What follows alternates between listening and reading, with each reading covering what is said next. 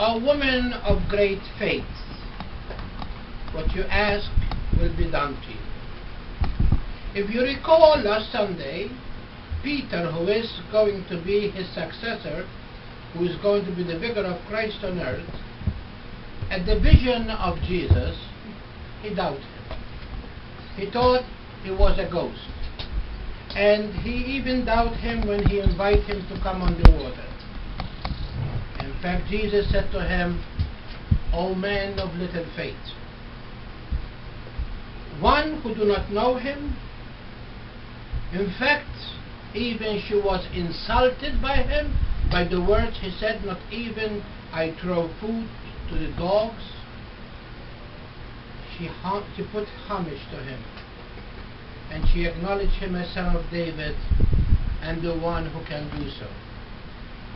On the other side, Peter doubted him because he thought he's seeing a ghost, and also by his very appearance, that Jesus invited him to come on the water. Jesus, even when he saw him going down in the water, he called him a man of little faith.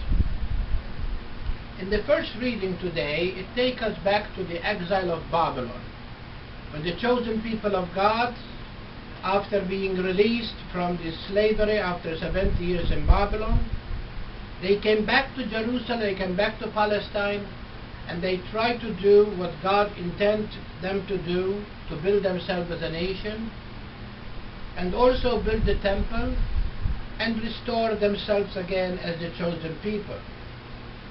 And still in their mind, instead of thinking of the sin of their fathers and their sin, they still are blaming other people for the disaster they went through. And then, because of this, they begin to exempt from among them anyone who is not of Jewish blood. But the prophets say to them, "Listen, the Lord has come to save not just one nation, but salvation is for all peoples."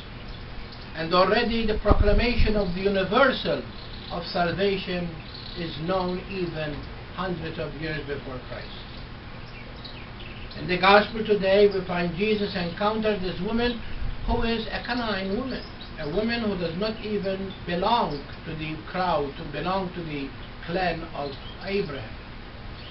And because she heard of his healing, and because she is a mother, she is not going to take a no for an answer, because she wants healing for her daughter. "Son of David, have pity on me. It is not fair that I throw the food to dogs." But she said to him, "Even dogs lick and really eat the scrap that fall from the from the master's table." And here Jesus proclaimed to her, "O woman of great faith, because of this I grant your request." If we go at the second reading today, we find St. Paul continue on the same message, because we are reading from the same letter of last Sunday. Last Sunday, St. Paul was very distressed that he has given all that he has, and now he is inviting his even brothers, Jewish people, to embrace the teaching, to embrace the new way of Jesus. But they fail. They fail to accept him. Although to them the law was given, although the prophecy and the patriarchs was given, they fail to accept him at his coming. And because of this, St. Paul, with heart feeling, has to separate himself from them. And today he continues on the same line and say, "I am a Jew writing to you Gentiles, because really I want to instigate some jealousy among my brother Jews. Maybe by reaching out to you after they have rejected, I will bring them to salvation. I will bring them to their senses. I will bring them to understand that the gift that I was given to preach to them, and now I am preaching to you, is the only salvation that comes to us through Jesus Christ." And he said the rejection was the open of the doors for you to enter into this mystery, to enter into this faith, to enter into this church, to be united as one family with us. And how much, if the rejection brought salvation to you, how much the salvation will bring so much joy to the heart of God. My dear, the two readings, as I told you, speak to us in a very special way that all people are called to salvation. When I am reading those readings today, I thought I was reading the newspapers. Because today, that's all we hear. Blacks against white, white against Negro, Negro against Hispanic, Hispanic against European, European against the foreigners. The people of Mexico, they are pushed out of this and then all this kind of nonsense that we hear. It's like when I read those readings, it's like you are reading the papers today, because there are still among us that separation. And because of that separation, we have hard feelings against people because of skin, and sometimes even because of religion or because of culture. And we want to put them down. And we want to tell them that they are not part of this assembly. This is what really sometimes hurt the church so much. Because we who participate in this union with Christ at the very moment of the Mass, we don't understand that if the church is not universal, the church cannot exist.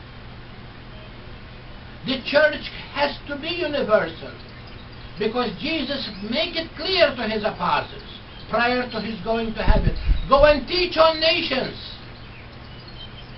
and those who accept the truth, you baptize them and make them part of this assembly, part of this family of God. In the life of the Master on earth, we see that he really reached out to those who are not Jewish. He healed the daughter of Jairus. He healed from leprosy the Samaritan. He also now healed the woman of the Canaan woman's daughter. So Jesus reached out to this, and there he is teaching us that salvation is not attained to one particular people, but the salvation is open to the universe. To all those that faith in him, they will come to understand how much God, in his mystery, in his love for us, invite us to be one. Why? Because one is the baptism that we share. One is the Lord that we claim. One is the Eucharist that we partake. From one loaf we eat, from one chalice we drink. And one is the destination that all of us one day will hope to be. There is no first floor, second floor, third floor. First floor is for the white, second floor is for the Spanish, the third floor is for the blacks.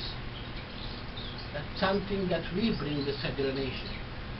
We are the people who by our action really, and by our words, we really bring division among us. My dear people, as I told you, the church is universal. That's what you are going to profess in the creed. We believe in a universal church, in a Catholic church, a church that is spread all over the world. And let us not be incensed to those people who come among us. Sometimes, you know, during celebration of the feast, when we come to the sign of peace, we turn to each other and show peace and smile to each other. But do not be that smile that is between the walls of a church. Let us take that attitude to all those people we encounter. Because that is what really church means. That your mind will be open. Your mind will be open to the universal call of salvation. Because unfortunately, we don't understand the meaning that all of us are called to universal sanctity, to universal holiness. This is what the readings today is trying to teach us, and this is the message that we need to learn. We need to understand that our bias and sometimes whatever we say and do really hurt the church in growth. The growth of the church can be suppressed by the attitude of those who are supposed to know better. And this is what the Master is asking us to do.